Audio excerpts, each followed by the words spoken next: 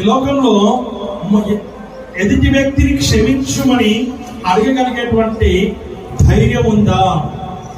ఎదుటి వ్యక్తిని క్షమించమని అడగగలిగే ధైర్యం ఉందా? ఈ రోజున నా ప్రభువు, నా రక్షకుడు, నా దేవుడు ఏమంటున్నాడు? తండ్రి, మీరేం చేస్తున్నారో మీరు ఎరగగలగండి. ఎవరిని గురించి చెప్తున్నాడు ఆయన చెబుతున్నది ఆ రోమా సామ్రాజ్యం యొక్క సైనికులు ఆయన కొట్టినటువంటి వారిని గురించి చెబుతూ ఉన్నాడు.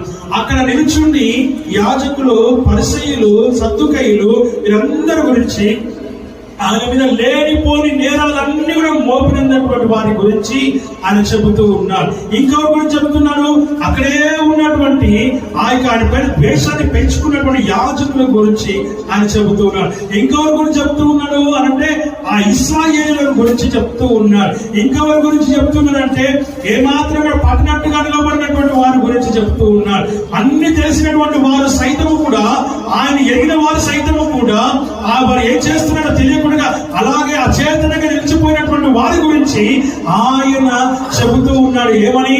ఇదిగో మీరు ఏమి చేస్తున్నారో మీరు ఎరుగరు కనుక వీరిని క్షమించమని నా ప్రభువు అడుగుతూ ఉన్నాడు. నా ప్రియ దైవజనమా, దేవుని వాక్యం సెలవిస్తుంది, ఆయనను నమ్మినటువంటి మనము, ఆయనను విశ్వసిస్తున్న మనము, ఆయన స్వంత రక్షకునిగా స్వీకరించినటువంటి మనము ఎలా ఉండాలంట?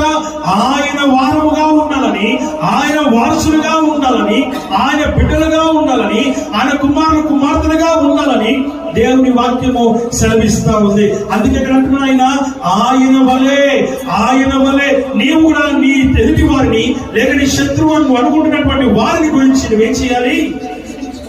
క్షమించాలి.